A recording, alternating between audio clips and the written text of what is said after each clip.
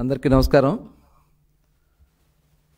ఆంధ్రప్రదేశ్ రాష్ట్రంలో నకిలీ మద్యంలో మాజీ మంత్రి జోగి రమేష్ ఇన్వాల్వ్మెంట్ ఉందనేది పూర్తి సాక్ష్యాధారాలతో సహా మరి అతన్ని నిన్న అరెస్ట్ చేయడం జరిగింది. అరెస్ట్ చేసినటువంటి సందర్భంలో డీటెయిల్గా అతను ఎప్పుడు ఎక్కడ ఎలా ఎవరైతే జనార్దన్ రావుతో వాళ్ళ అనుయాయులతో అతను ఏ రకంగా దీనికి కుట్ర పన్నారనేది క్లియర్గా కనబడుతూ ఉంది. ఒక ఉద్దేశపూర్వకంగా ఆంధ్రప్రదేశ్ రాష్ట్రంలో మద్యం విధానాన్ని గత ప్రభుత్వంలో చేసినటువంటి తప్పుల వల్ల దాదాపు 30,000 మంది పైనే వాళ్ళ అక్రమ సంపాదనకి బలైపోయారు. అనేక మంది అనారోగ్యం పాలయ్యారు. ఇవాళ దాని మీద సిట్ వేయడం జరిగింది. ఆ సిట్ విచారణ పూర్తి స్థాయిలో జరుగుతూ ఉంది. ఇవాళ దీన్ని ప్రభుత్వం మీద ఒక నకిలీ మద్యాన్ని సృష్టించి ప్రభుత్వం మీద వేసి ప్రభుత్వాన్ని అస్థిరపరచాలనే ఒక దుర్మార్గమైనటువంటి ఆలోచనతో ఈ కార్యక్రమం అంతా చేశారనేది స్పష్టంగా కనబడుతోంది. ఎందుకనంటే ఎవరైతే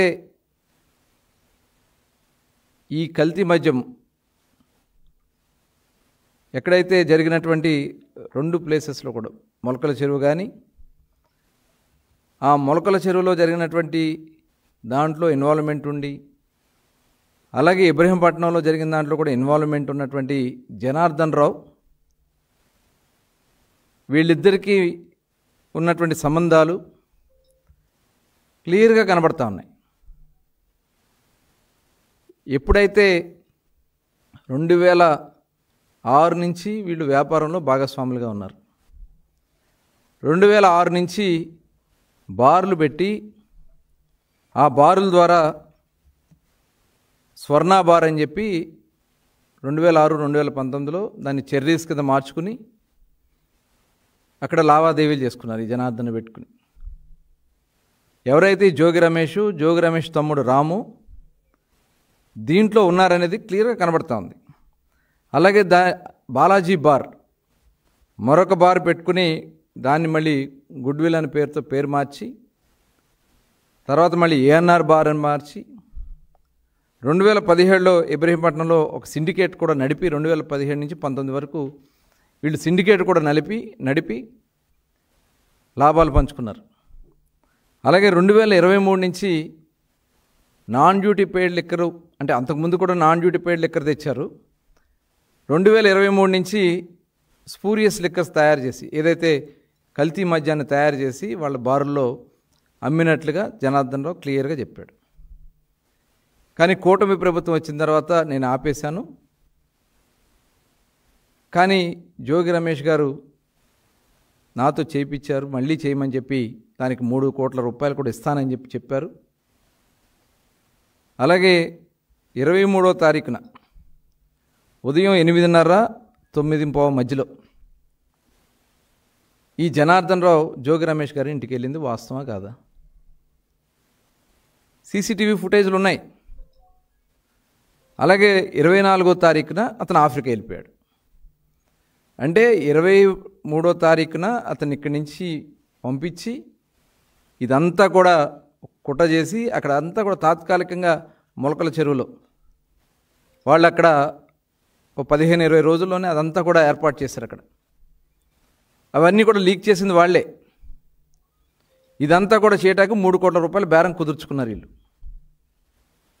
అంటే ఇది బయటికి పెట్టి మళ్ళీ అక్కడి నుంచి జనార్దన్ రావుతో గతంలో ఎవరో ఏలూరు దగ్గర ఉన్న అతను పార్ట్నర్గా ఉన్నట్టు అతనితో వీళ్ళు ఫోన్లు చేయించి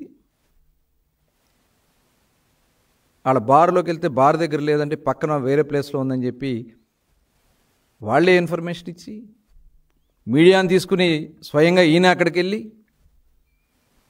అంటే ఇదంతా ఒక కుట్రపూరితంగా ఒక ఉద్దేశపూర్వకంగా ప్రభుత్వం మీద బురద జల్లాలి, ప్రభుత్వాన్ని అస్థిరపరచాలి అనే ఒక దుర్మార్గమైనటువంటి ఆలోచనతో ఈ కార్యక్రమం చేసినట్టు క్లియర్గా కనబడుతోంది. ఇవాళ మేము కక్ష సాధింపుగా చేయాలనుకుంటే ప్రభుత్వం వచ్చిన వెంటనే ఒక్క వైసీపీ నాయకుడు కూడా రోడ్డు మీద తిరిగే పరిస్థితి ఉండదు. కానీ ఎక్కడా కూడా మా నాయకులు చంద్రబాబు నాయుడు గారు కానీ, పవన్ కళ్యాణ్ గారు కానీ, లోకేష్ గారు కానీ, మా ప్రభుత్వం కానీ ఎవరన్నా ఇన్వాల్వ్మెంట్ ఉంటేనే నిజంగా నిన్ను అరెస్ట్ చేయాలంటే 10వ తారీఖునే జనార్దన్ రావుని అరెస్ట్ చేయడం జరిగింది. 10వ తారీఖునే అతను ఇన్ఫర్మేషన్ ఇచ్చాడు. ఆ రోజునే మేము అరెస్ట్ చేయొచ్చు కదా. కానీ డీటెయిల్గా ఎంక్వైరీ చేశారు, సిట్ వేసాం. ఒక నీతి నిజాయితీ కలిగినటువంటి ఐపీఎస్ ఆఫీసర్తో సిట్ ఏర్పాటు చేశాం. ఆ సిట్ దగ్గర 20 రోజుల పైన, 23 నిన్న 22వ తారీఖున చేశారు మీకు. అంటే దగ్గర 23 రోజుల పాటు విచారణ చేసుకుని పూర్తిగా మీ ఇన్వాల్వ్మెంట్ ఉందని చెప్పి సాక్ష్యాధారాలతో సహా కోర్టుకు పెట్టి మిమ్మల్ని అరెస్ట్ చేస్తే, ఇవాళ ఒక మాజీ మంత్రిగా మీ మీద ఆరోపణలు వస్తే విచారణ ఎదుర్కొనాలి. ఎఫ్ఐఆర్లో మీ పేరుంది, సహకరించాలి.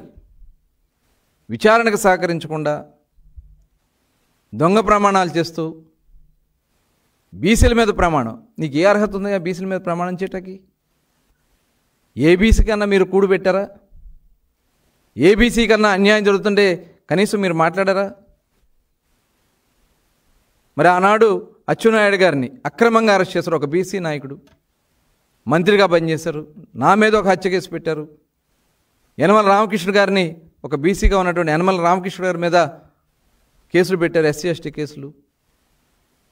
అయ్యన్న పాత్ర గారు ఈ రాష్ట్రంలో బీసీలకి ఒక గుర్తింపు ఇచ్చినటువంటి వ్యక్తిగా అయ్యన్న పాత్ర ఉత్తరాంధ్ర నుంచి వస్తే ఆయన్ని నానా ఇబ్బందులు పెట్టారు. ఆ రోజున మీరందరూ బీసీలు మీకు గుర్తు రాలేదా? అమర్నాథ్ గౌడ్ రేపల్లెలో ఒక ముక్కు పచ్చలారినంటి 10th క్లాస్ చదువుకునే అమర్నాథ్ గౌడ్ని అతి కిరాతకంగా పెట్రోల్ పోసి తగలబెడితే ఆ రోజు నీకు గుర్తు రాలేదా జోగి రమేష్ గారు? ఇవాళ మీరు చాలా డీటెయిల్గా మేము ఎంక్వైరీ చేస్తూ ఉన్నాం. మొత్తం గూగుల్ టేక్అవుట్స్లో సెల్ ఫోన్ డేటా తెప్పించి, సీసీటీవీ ఫుటేజీలు తెప్పించి, బ్యాంక్ ట్రాన్సాక్షన్స్, వాళ్ళకి మీకు జరిగినటువంటి బ్యాంక్ లావాదేవీలు, ఇవన్నీ కూడా ఇందులో క్లియర్గా కనబడతా ఉంటే ఇంకా మీరు కులాలని చెప్పి, మతాలని చెప్పి, వర్గాలని, బీసీ వర్గాలని చెప్పి తప్పించుకునే ప్రయత్నాలు చేయటం నిజంగా దుర్మార్గం. ఇవాళ వైసీపీ వాళ్ళ యొక్క బ్రతుకే ఒక క్రిమినల్ బ్రతుకు. జగన్మోహన్ రెడ్డి ఇన్ని హత్యలు చేశారు. సొంత బాబాయిని హత్య చేసి, సొంత బాబాయిని నారాసుర రక్త చరిత్ర అని చెప్పి ఒకరోజేమో గొడ్డలపోటు అంటారు, గుండెపోటు అంటారు. సిబిఐ ఎంక్వైరీ చేసి వాస్తవాలు బయటకు వస్తే సిబిఐనే తప్పుపడతారు, సాక్ష్యాధారాలు తారుమారాలని ప్రయత్నం చేస్తారు. ఆ క్రిమినల్ మైండ్ ఉన్న వాళ్ళ దగ్గరికి క్రిమినల్స్ అంతా చేరతారనే దానికి ఇదే ఒక నిదర్శనం. మరి ఆనాడు మీరు చేసినటువంటి లిక్కర్ దందాలో మరి నెల్లూరు మాజీ మంత్రి కాకాన గోవర్ధన్ రెడ్డి గారు, మరి ఆయన్ని మీరు ఏమన్నా యాక్షన్ తీసుకున్నారా జగన్మోహన్ రెడ్డి గారు? అలాగే గుంటూరు జిల్లాలో ఆనాడు ఎలక్షన్స్ తెచ్చినటువంటి అక్రమ మద్యానికి చాలామంది చనిపోతే వాళ్ళని ఏమన్నా సస్పెండ్ చేశారా? జంగారెడ్డిగూడెంలో దగ్గర 30 మంది చనిపోయారే మీ దాహానికి, మీ డబ్బు దాహానికి చనిపోతే అక్కడ ఏవి ఎంక్వైరీలు చేయించారు? ఎవరి మీద మీరు యాక్షన్ తీసుకున్నారు? ఆ బాధితులకి ఏమన్నా మీరు డబ్బులు ఇచ్చారా? సాక్షాత్తు విజయవాడ మహానగరంలో మీ నాయకుడు, మీ ఎమ్మెల్యే ఆ బారులో చనిపోతే మరి అతని మీద మీరు ఏం యాక్షన్ తీసుకున్నారు? ఇవాళ జోగి రమేష్ గారు దీంట్లో పూర్తిగా ఇన్వాల్వ్మెంట్ ఉందని చెప్పి సాక్ష్యాధారాలతో సహా ఇవాళ కోర్టుకి ఇవాళ పెడితే, ఇవాళ జగన్మోహన్ రెడ్డి గారు ఆయన మీద ఏమైనా పార్టీ తరఫున ఏమైనా యాక్షన్ తీసుకున్నారా? మీరే అనుకోండి ఇవన్నీ నడిపించారనే దానికి ఇవాళ అనిపిస్తూ ఉంది. ఇవన్నీ చూస్తూ ఉంటే ప్రభుత్వం చేస్తున్నటువంటి మంచి పనుల నుంచి ప్రజల్ని దృష్టి మరల్చాలని, ప్రభుత్వం మీద బురద జల్లాలని, మీ సిట్లో మీ బాగోతాలన్నీ బయటకు వస్తూ ఉన్నాయి. ఏదైతే గత ప్రభుత్వంలో చేసినటువంటి అక్రమాల మీద 3,500 కోట్ల రూపాయలు, గతంలో బోఫర్స్ కేసు 200-300 కోట్లే, కానీ 3,500 కోట్ల రూపాయలు అతిపెద్ద కేసు వాళ్ళ మీది విచారణలో బయటకు వస్తూ ఉన్నాయి, సాక్ష్యాధారాలతో బయటకు వస్తూ ఉంటే ఇవాళ ఈ ప్రభుత్వం మీద దుర్మార్గమైనటువంటి ఆలోచన చేయాలని మీరు ఈ పని చేస్తూ ఉన్నారు. డెఫినెట్గా మా ప్రభుత్వం చాలా నిబద్ధతగా నిజాయితీగా పనిచేస్తున్నాం. నిన్న మీరు నానాయాగి చేశారే, ఉదయం 4 గంటలకి పోలీసులు వస్తే 3 గంటల పైన వాళ్ళకి మీరు సహకరించలే. ఈలోపు జనాన్ని పోగేసుకుని అడుగడుగున వాళ్ళకి ఇబ్బందులు పెడుతూ ఎక్సైజ్ స్టేషన్ దగ్గర నానాయాగి చేసి, హాస్పిటల్కి వెళ్తే హాస్పిటల్లో అద్దాలు పగలగొట్టి గ్లాసులు పగలగొట్టి మీరు మీ కుటుంబ సభ్యులు చేసినటువంటి యాగి ఇవాళ రాష్ట్ర ప్రజలు చూడలేదు అనుకుంటా ఉన్నారా? ఈ దుర్మార్గమైనటువంటి ఆలోచనలు ఉన్నటువంటి వ్యక్తుల్ని ఎట్టి పరిస్థితుల్లో కూడా వదలం. నిన్న చూసాం డ్రగ్స్ని, వైసీపీ సంబంధించినటువంటి యువ నాయకుడు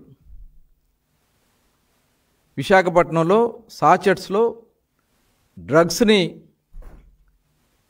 అక్కడ వాళ్ళు ట్రాన్స్పోర్ట్ చేస్తుంటే పట్టుకున్నారు. అంటే ప్రజా జీవితాలతో ఇవాళ మీరు ఇన్ని దుర్మార్గమైనటువంటి కార్యక్రమాలు మీరు చేశారు, ఇంతమంది ప్రాణాలు పోవడానికి కారకులయ్యారు, ఇవాళ మొత్తం బయటకు వస్తూ ఉన్నాయి. ఇవన్నీ కూడా బయటకు వస్తూ ఉంటే చూసి తట్టుకోలేక రకరకాలుగా కులాలని, మతాలని, ప్రాంతాలని, ప్రజల్ని తప్పుదారి పట్టించాలని మీరు ప్రయత్నం చేస్తే జరగవు. మేము చాలా ట్రాన్స్పరెంట్గా ఉన్నాం. అందుకనే మా నాయకులు ఎక్కడైనా ఇన్వాల్వ్మెంట్ ఉన్నా ఇమ్మీడియట్గా యాక్షన్స్ తీసుకున్నాం. సోషల్ మీడియా పోస్ట్ పెడితే అతన్ని మేము అరెస్ట్ చేశాం. అలాగే ఈ లిక్కర్ కేసులో, కల్తీ మద్యం కేసులో ఇన్వాల్వ్మెంట్ ఉన్నటువంటి జయచంద్రారెడ్డిని అరెస్ట్ చేశాం. సురేంద్ర నాయుడు మీద కూడా కేసు పెట్టాం. జయచంద్రారెడ్డి మీద కూడా కేసు పెట్టాం. పార్టీ నుంచి సస్పెండ్ చేశాం.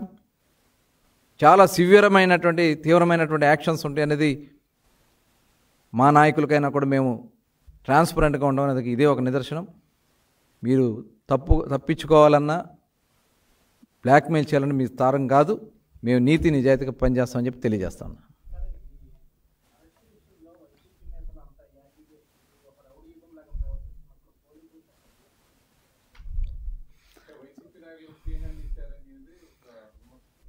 అంటే వాళ్ళ ఉద్దేశం కూడా అదే. వాళ్ళ ఆలోచన ఏంటంటే దీన్ని డైవర్ట్ చేయాలి. అక్కడ గొడవ చేసి పోలీసులు చేస్తూ ఉంటే వాస్తవాలు, ఈ కేసుకు సంబంధించినటువంటి వాస్తవాలు డైవర్ట్ చేయడం కోసం వాళ్ళు చేస్తున్నటువంటి కుట్ర.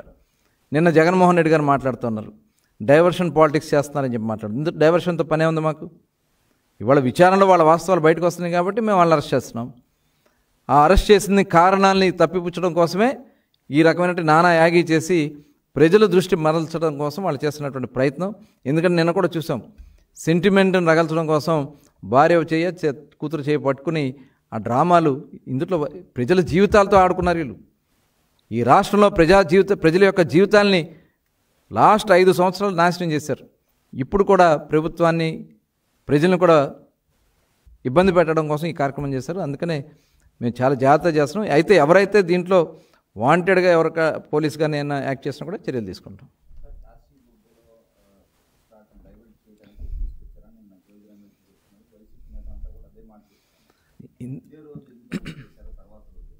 అరే కాశీబుగ్గది అది ప్రైవేటుది, అది ప్రభుత్వానికి సంబంధించిన దేవాలయం కాదు.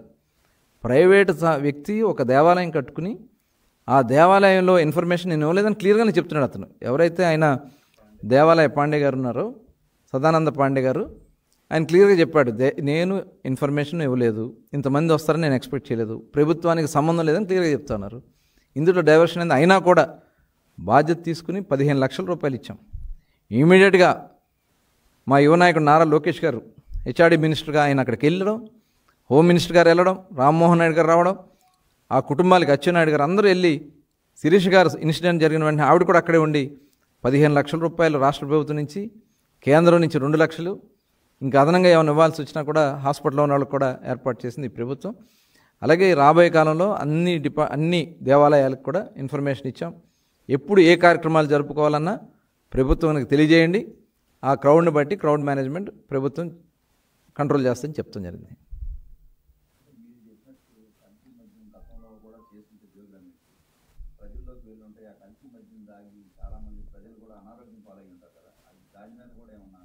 అదే ఇప్పుడు డీటెయిల్డ్గా ఇప్పుడు అన్నీ కూడా వస్తున్నాయి, వాస్తవాలన్నీ కూడా బయటకు వస్తున్నాయి. సిట్ కూడా చాలా గోప్యంగా, ఎందుకంటే ఇవన్నీ కూడా ఇన్ఫర్మేషన్ ఇస్తే ఇవన్నీ కూడా వాళ్ళు అలర్ట్ అయ్యేదానికి అవకాశం ఉంది కాబట్టి అవన్నీ కూడా సాక్ష్యాధారాలతో సహా తీసుకోవడం కోసం సిట్ చేస్తుంది.